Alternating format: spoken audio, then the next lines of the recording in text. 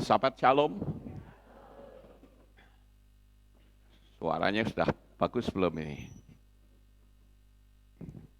Yang streaming, kalau suaranya kekecilan, segera kasih tahu ya di kolom chat. Kekecilan enggak? Kekecilan, suaranya kekecilan nih.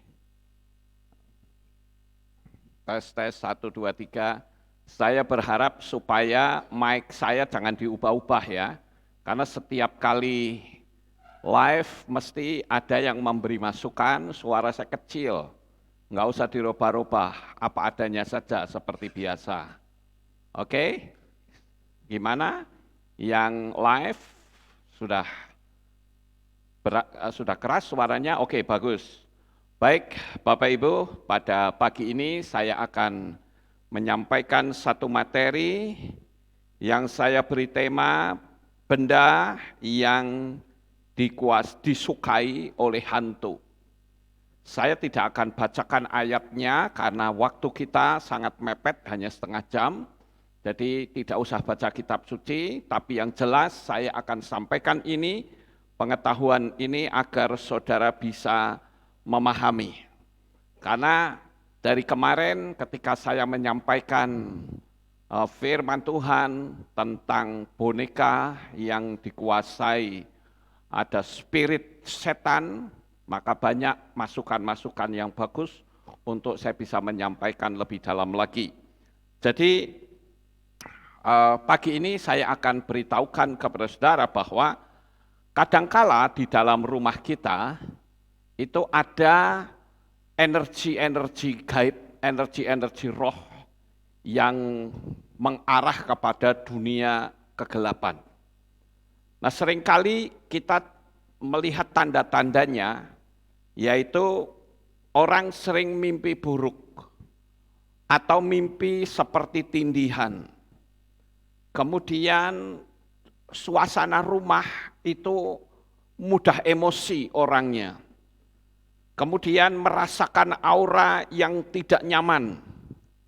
Dan yang biasa dirasakan oleh banyak orang adalah kenapa rezeki saya itu begitu mampet atau rezekinya seret. Memang untuk rezeki yang seret ini banyak faktor. Yang sering kali saya perhatikan, faktor utama dari seretnya rezeki itu mulut, saudara.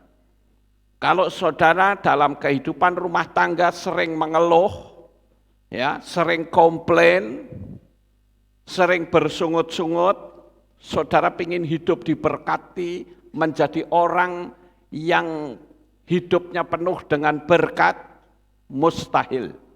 Ya, saudara jualan, sekarang kondisinya seperti ini lalu mengeluh, waduh ora payu, maka alam semesta akan berkata, jadilah menurut ucapanmu.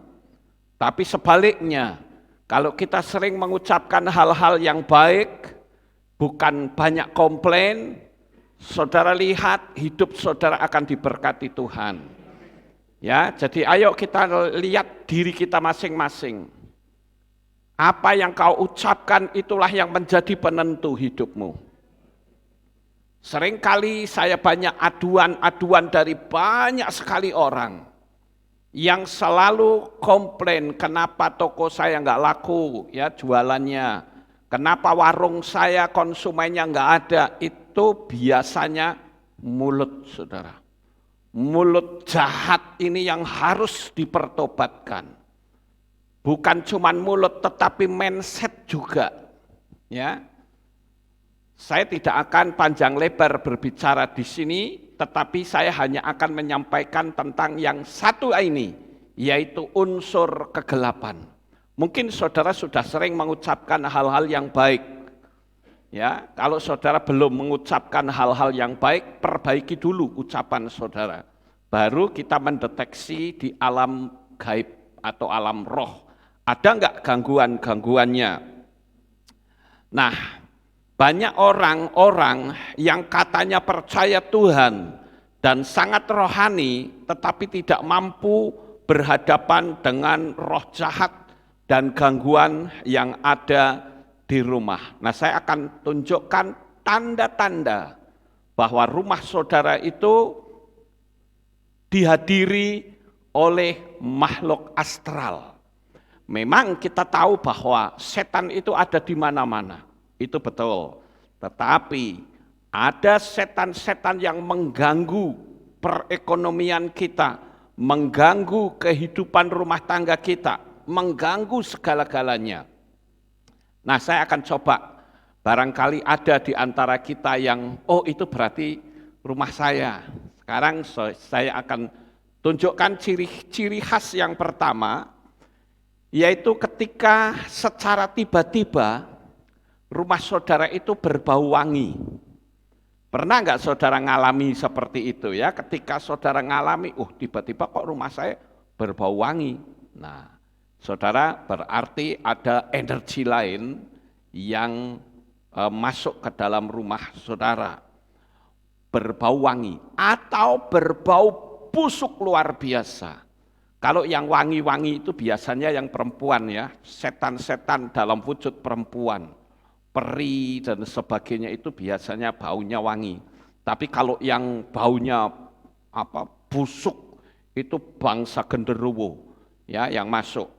Kemudian saudara sering mendengar langkah kaki di rumah atau orang yang berbisik atau suara gaduh atau suara gamelan.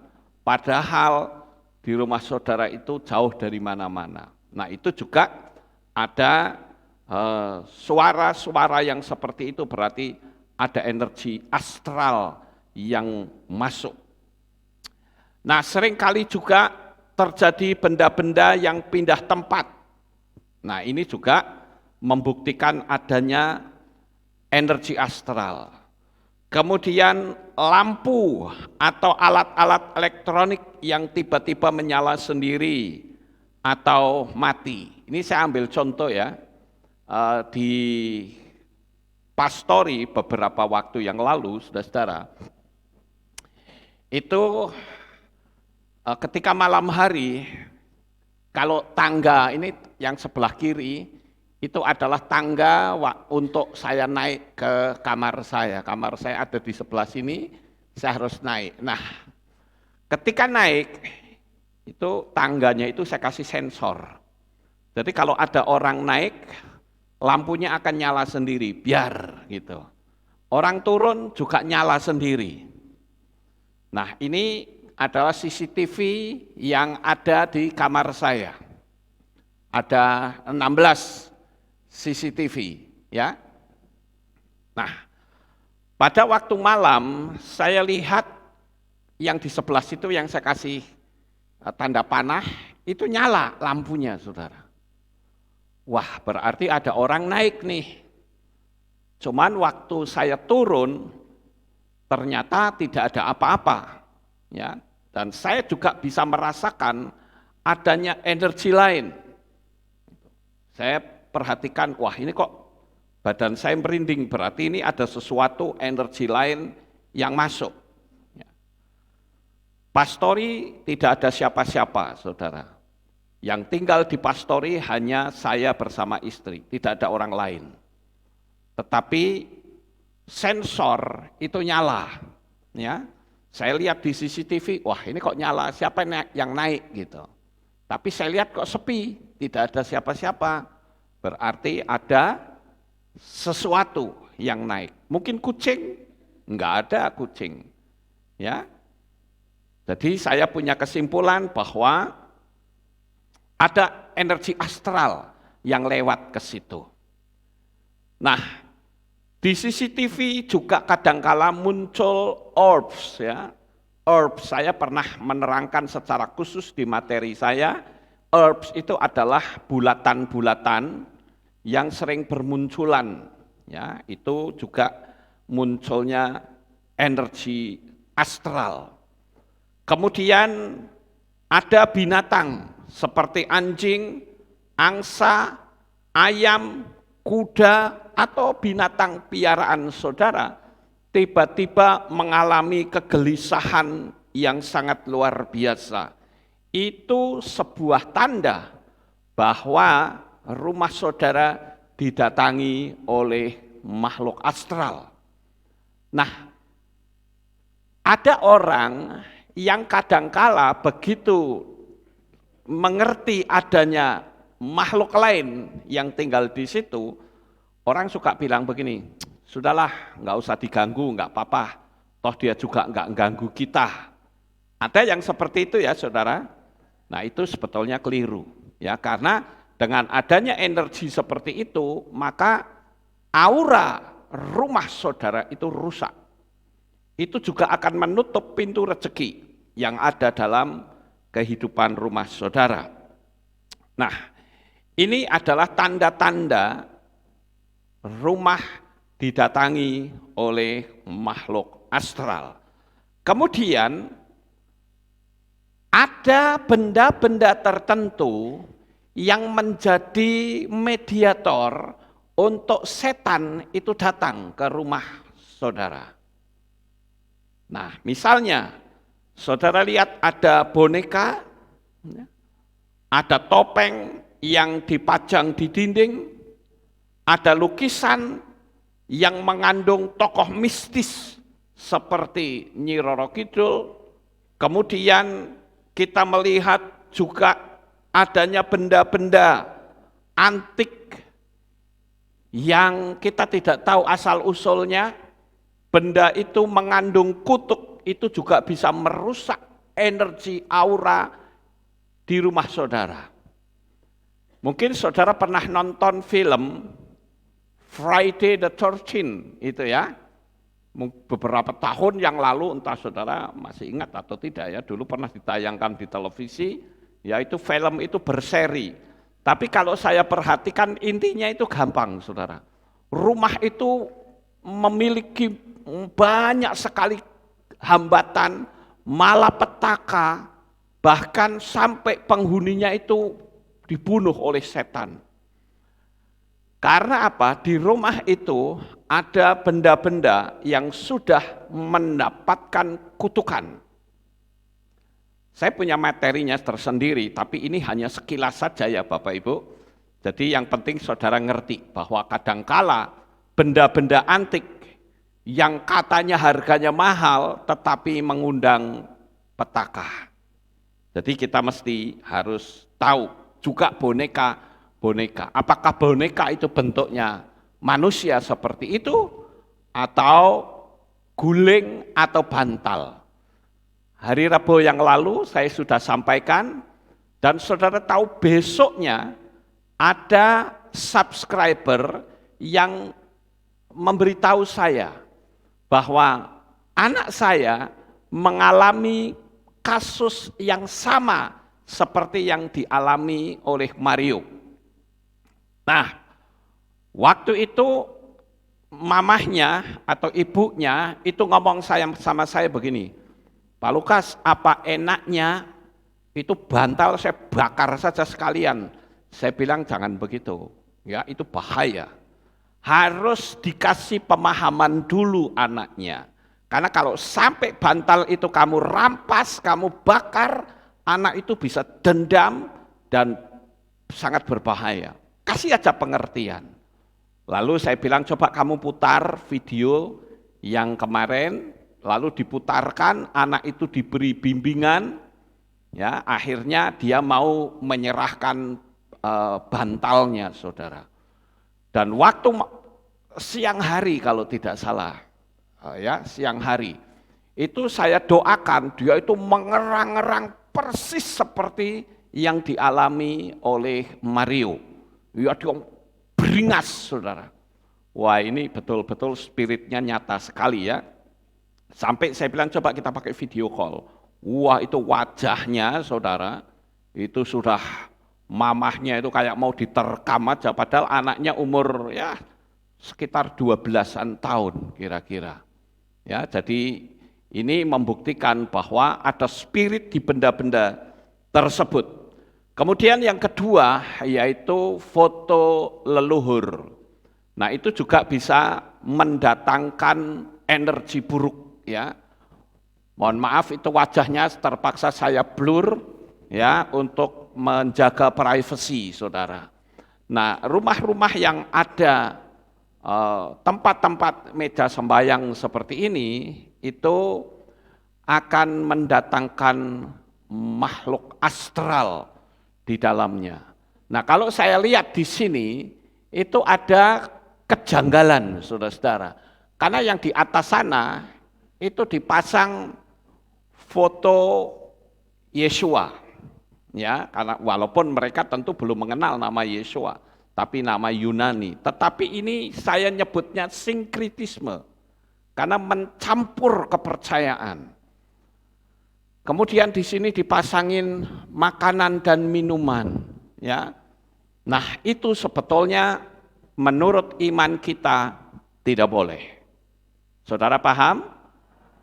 Karena apa? Karena yang meninggal nggak bisa makan, saudara. Kan yang meninggal di kuburan nggak di situ, ya toh. Kemudian foto leluhur itu dipasang di situ, didoain tiap hari, itu mendatangkan spirit. Seperti saudara ketahui bahwa foto maupun patung itu sebetulnya sama. Kenapa? Karena foto itu 2 dimensi. Patung itu 3 dimensi, sama saja sebetulnya. Ketika dia dipuja, disanjung, maka akan mendatangkan spirit.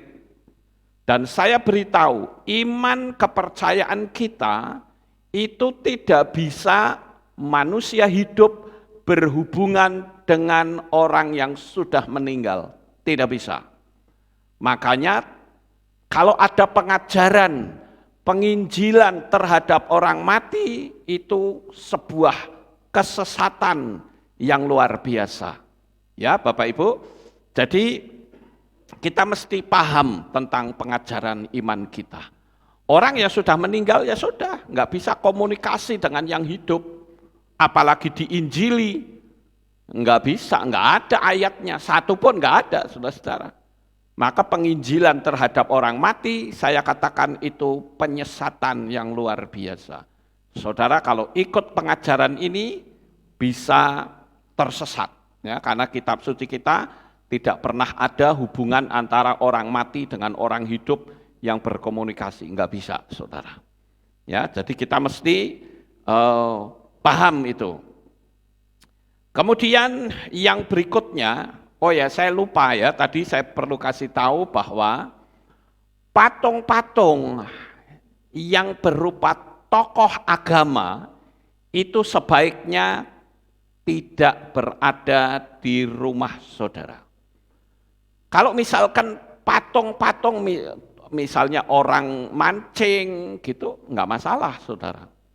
Tapi itu jadi masalah kalau itu dipuja. Sampai di sini paham Bapak Ibu? Jadi yang tidak bermasalah pun bisa jadi masalah. Kalau itu sampai dipuja, apalagi patung tokoh-tokoh agama. Oh, itu tidak boleh sama sekali. Ya, ada spiritnya di dalamnya. Kemudian yang berikutnya, yang bisa mendatangkan energi kegelapan, yaitu adanya pakaian-pakaian kotor dan pakaian-pakaian yang menggelantung di rumah yang tidak rapi, saudara. Nah, itu juga bisa mendatangkan energi kegelapan. Saya tidak tahu apakah ada jemaat yang rumahnya seperti itu. Saya beberapa kali ketika saya berkunjung ke rumah jemaat, ada yang rumahnya itu kumuh, saudara. Jangan sampai saudara berpikir bahwa ya memang saya punyanya begitu. Emangnya kalau rumah kecil tidak bisa rapi? Bisa nggak kira-kira? Bisa. Cuman mungkin, maaf kalau saya katakan, mungkin Anda malas untuk merapikan. Jadi awul-awulan, kamar saja berantakan kayak begini misalnya. Ya, ini sebuah ilustrasi saja. Kamar-kamar yang seperti ini itu yang bisa mendatangkan energi kegelapan, ya. Dan pakaian-pakaian yang menggantung, itu juga bisa mendatangkan kuasa kegelapan masuk. Kemudian kita lihat lagi saudara-saudara, yaitu sampah yang dibiarkan menumpuk di dalam rumah saudara. Itu juga bisa mendatangkan aura yang buruk, ya. Nah, itu adalah benda-benda yang bisa mendatangkan energi kegelapan. Tetapi mungkin rumah saudara rapi, tetapi ada pohon-pohon tertentu yang bisa mendatangkan kuasa kegelapan. Nah, saya akan tunjukkan pohon-pohon yang disukai oleh hantu yang dapat merusak rumah, merusak energi, ya. Coba saudara amati di rumah saudara, apakah ada pohon beringin? Kalau di rumah saudara ada pohon beringin, nah itu juga yang bisa mendatangkan aura buruk. Beberapa tahun yang lalu, saya pernah diundang oleh seseorang yang tokonya mengalami gangguan. Setiap jam 4 sore, itu tokonya rame sekali, setiap jam 4 sore pasti sekringnya dimatikan, saudara-saudara. Yang mematikan bukan manusia ya, tetapi mati sendiri gitu. Kemudian di rumahnya itu juga begitu. Orang masih kerja dimatikan. Nah, bahkan rumahnya itu kan rumahnya besar sekali sampai dia beli sekolahan ya. Sekolahan lalu dipakai untuk gudang. Nah, di situ ada polisi yang tinggal di tempat itu untuk menjaga. Nah, di WC-nya saudara-saudara, itu kan tidak ada orang yang masuk. Setiap pagi itu pasti ada kotoran manusia yang menutup jumbleng, saudara tahu nggak jumbleng? Ya, klosetnya itu ketutup kotoran manusia. Padahal nggak ada orang di situ. Nah, saya diundang ke tempat orang itu, saya mendoakan tokonya terlebih dahulu. Ternyata pegawai toko tersebut ada yang memiliki penglihatan. Orang dari kepercayaan lain, dia mulai melihat alam roh ketika dulu di Jogja terjadi gempa yang dahsyat. Nah, anak ini atau pegawai ini dia pingsan, nggak ada yang nolong, begitu dia siuman, dia melihat alam roh. Nah, ketika saya mengkuduskan toko itu, ternyata orang ini memberikan kesaksian kalau ada jin atau genderuwo yang ada tanduknya satu, saudara. Nah, sebelumnya orang ini ngomong sama bosnya, bos boleh enggak kalau saya ikut Pak Pendeta untuk ikut nonton mengkuduskan rumah, ya. Yang punya ngomong sama saya, Pak ini pegawai saya mau ikut lihat pengudusan rumah, boleh apa enggak? Saya bilang boleh, silahkan. Dan saudara tahu pada waktu saya datang ke tokonya waktu itu, saya melihat ada satu sosok, yaitu genderuwo yang ada tanduknya, satu saudara di sini, pencelungat ke situ ya. Dan orang itu pun memberitahu, oh iya Pak ada di situ. Tapi dia tidak berani melihat, cuman dia bilang, itu gitu. Ya, saya bilang, ngapain takut? Begitu saya usir, dalam nama Adonai Yesus HaMashiach, pergi kamu. Ternyata, begitu saya bilang pergi, orang yang ada di samping saya tiba-tiba jatuh, buak gitu. Pingsan saudara. Saya tanya transfer masuk ke dia. Ya, akhirnya saya beresin orang ini, semua selesai, baru saya ke rumahnya. Nah, yang di rumahnya, yang dijaga oleh polisi tadi, ternyata ada genderuwo juga tapi tanduknya 2 di situ. Nah, ini yang seringkali buang hajat di kloset itu sampai penuh tiap hari, Saudara. Nah, waktu itu saya usir setan itu, dia lari ke atas. Begitu setannya lari ke atas, saya kejar ke atas, dia masuk ke satu ruangan yang kosong dan gelap. Begitu saya masuk, dia lari lewat jendela. Begitu saya lihat, ternyata di bawahnya ada pohon sawo, Saudara. Oh, saya bilang, oh berarti masuknya dari sini. Ya, jadi pohon sawo atau pohon beringin, pohon randu, pohon sukun, atau pohon bambu, bukan bambu yang kuning ya, tapi pohon bambu yang biasa. Kemudian pohon asem Jawa, pohon Kamboja, itu adalah pohon-pohon yang disukai oleh setan, disukai oleh kuasa kegelapan. Nah, namun demikian juga ada pohon-pohon lain yang tidak disukai oleh kuasa kegelapan. Yang seperti apa? Nah, ini adalah pohon-pohon yang tidak disukai oleh hantu. Jadi hantu itu berusaha untuk menghindar. Ya, yaitu apa?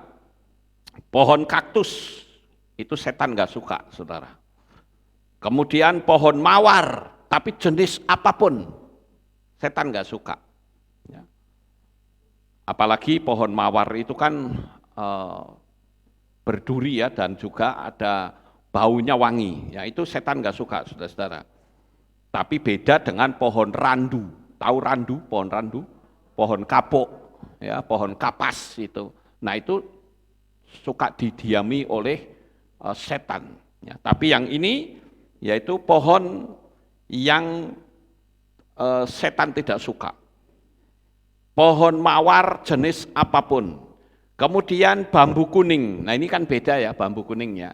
Bambu kuning itu beda. Kemudian tebu hitam. Kemudian pohon kelor. Itu pohon-pohon yang tidak disukai oleh setan. Makanya kalau ada orang yang punya ilmu, kadangkala ilmu itu bisa luntur kalau disabet pakai pohon kelor. Tetapi itu tidak satu-satunya, ya. Bisa saja itu melalui banyak cara. Ada yang dilunturkan pakai pohon kelor, ada yang dilunturkan pakai orang itu harus makan kepiting atau apa, ya, itu bikin setan itu ilmu yang menguasai tubuhnya itu luntur. Atau orang yang kebal itu juga bisa dilunturkan dengan pisau yang digoreskan di tanah terlebih dahulu. Itu juga bisa. Tergantung pantangannya itu yang seperti apa.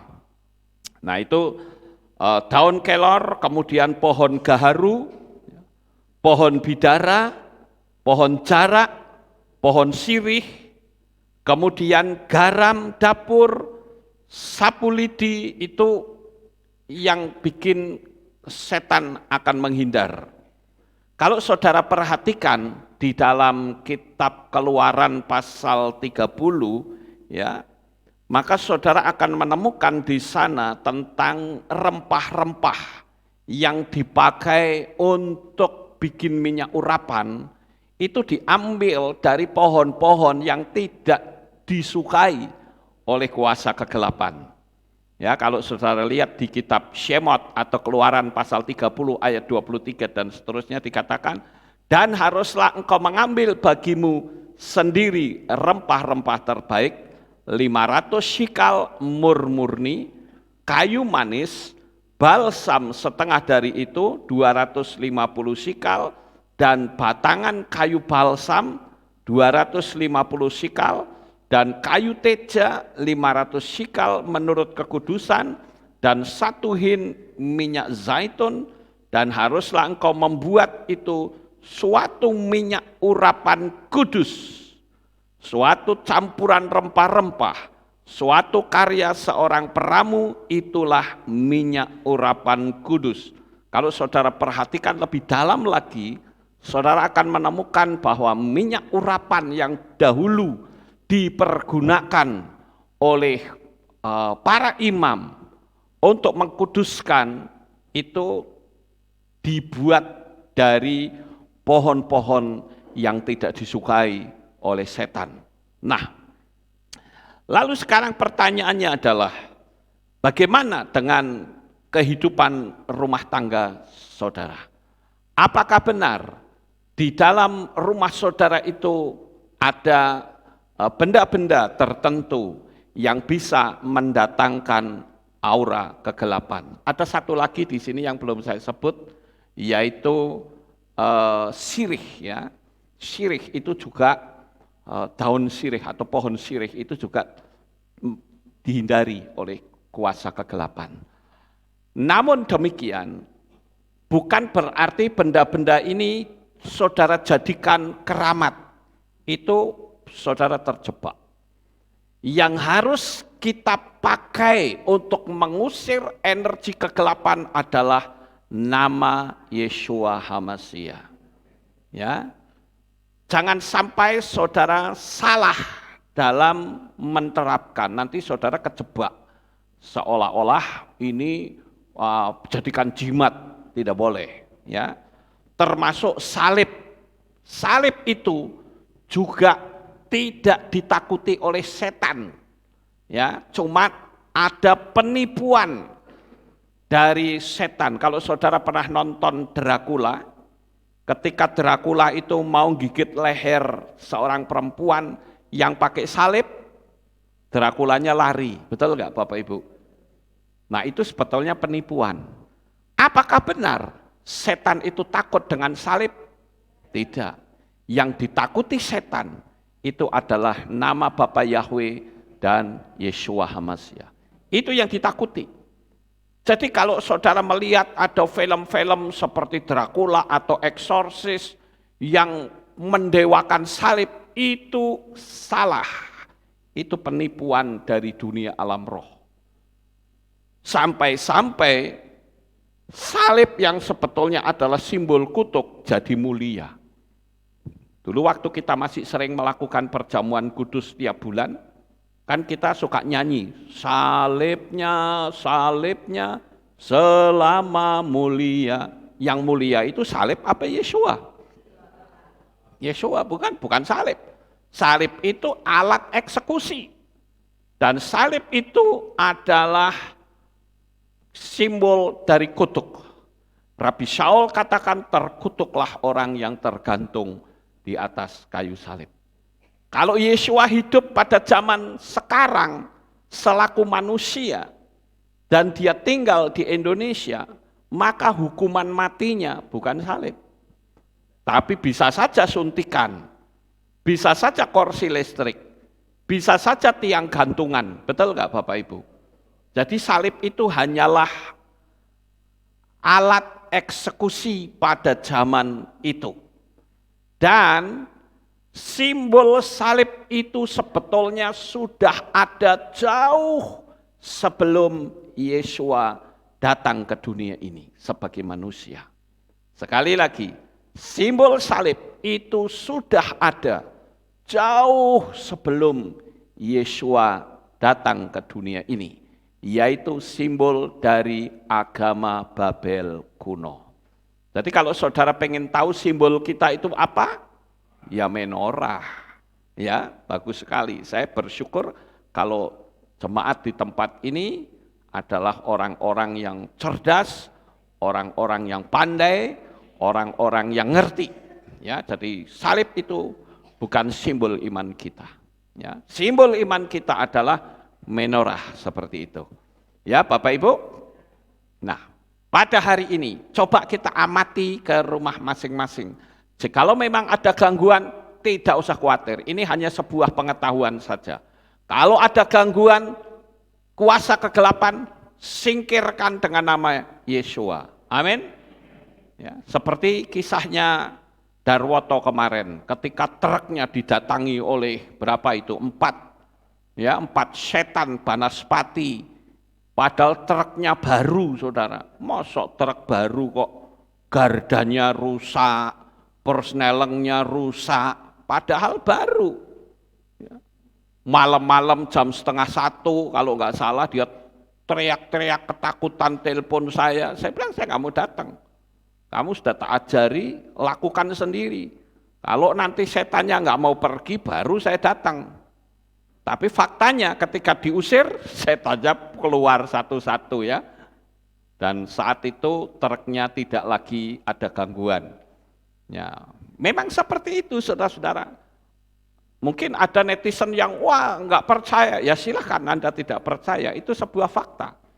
Ya, tapi faktanya ketika disingkirkan setan itu keluar satu-satu ada 4, wah itu akhirnya truknya juga bisa dijalankan kembali. Sumbernya dari mana setan itu muncul? Padahal truk itu sudah dikuduskan karena supirnya bawa jimat, saudara. Jadi kekudusan itu jadi kotor. Ya, kalau saudara punya sopir, kasih tahu, jangan bawa jimat kalau nyupir mobil saudara. Ya, jangan sampai nanti malah jadi malapetaka. Saudara dapat mobil baru, kuduskan saja. Supaya hidup saudara selalu dilindungi, dijaga. Energi-energi kegelapan akan tersingkir jauh dari kita semua. Amin. Sukses besar untuk saudara. Bapak Yahweh memberkati. Haleluya. Kita tunduk kepala, kita berdoa. Terima kasih Bapak. Pagi ini kami telah menyampaikan firman-Mu, biarlah pemahaman ini akan menambah wawasan, supaya kami betul-betul mengagungkan Engkau di atas segala-galanya. Dan kami percaya bahwa semua kami yang ada di tempat ini, maupun para subscriber, memiliki kuasa dari Bapa Yahweh. Tidak perlu takut terhadap kuasa kegelapan. Terima kasih Bapa Yahweh. Apa yang telah kami sampaikan ini biarlah boleh menjadi berkat bagi umat-umat-Mu. Terpujilah Engkau dalam nama Adonai Yeshua HaMashiach, kami sudah berdoa. Amin. Haleluya. Ada pengumuman? Tidak ada pengumuman. Kita akan akhiri ibadah kita. Saya mengundang jemaat Tuhan kita bangkit berdiri. Kita tutup dalam doa. Terima kasih Bapak Yahweh. Selesai sudah ibadah kami di hari Sabat ini. Biarlah Engkau akan selalu menjaga, melindungi, memeliharakan kami, supaya perjalanan hidup kami selalu penuh dengan berkat dan mujizat. Terima kasih Bapa, sebentar anak-anak-Mu mau pulang, jaga lindungi mereka sampai di rumah dengan selamat. Pertemukan kembali esok untuk kami bersama-sama belajar akan firman-Mu. Terpujilah Engkau, biarlah tiap-tiap hari pikiran dan hati kami selalu memuja, memuliakan Engkau. Terpujilah Bapa Yahweh kekal selama-lamanya. Di dalam nama Adonai Yeshua HaMashiach kami sudah berdoa. Mari kita angkat tangan kita dan kita akan menerima berkat Kohanim. Haleluya. Yefare keka Yahweh weismereka.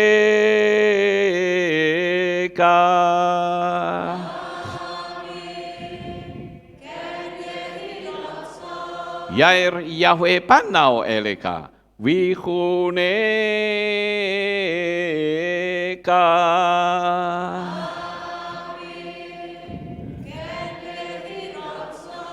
Yesa Yahweh panau eleka wayashem lecha shalom.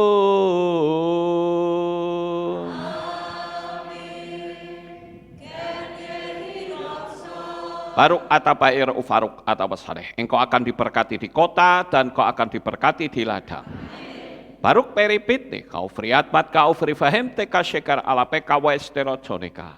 Diberkatilah buah kandunganmu, diberkati hasil bumimu, diberkati hasil ternakmu, anak-anak lembumu dan anak-anak dombamu.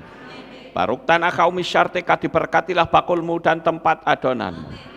Baruk ata boboy kau, faruk ata berseteka, dan kau akan diberkati pada waktu engkau masuk, dan engkau akan diberkati pada waktu engkau keluar. Baruk ata Yahweh Eloheinu melek haolam.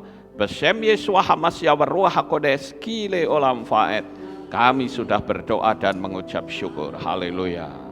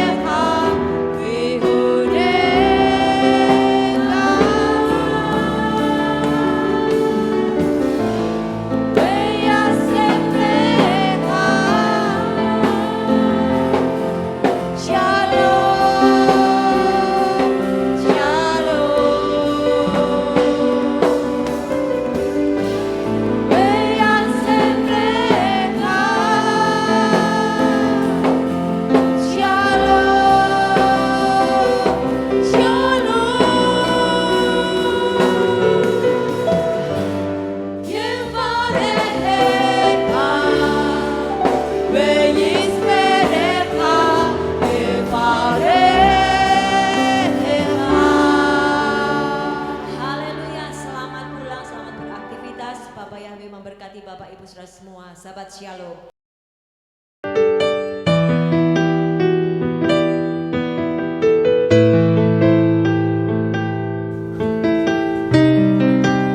Segala pujian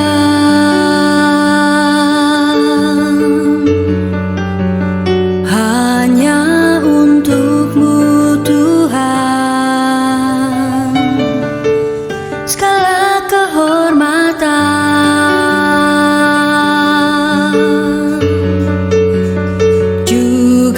punyamu Tuhan.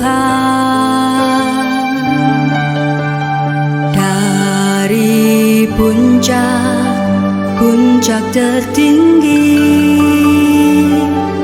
sampai lembah terlandai, semua karya kasih cintamu, sujud menyembah Sang Maha Pencipta. Hatiku menari disertai derai air mata memanggil namamu, Yahweh Tuhan.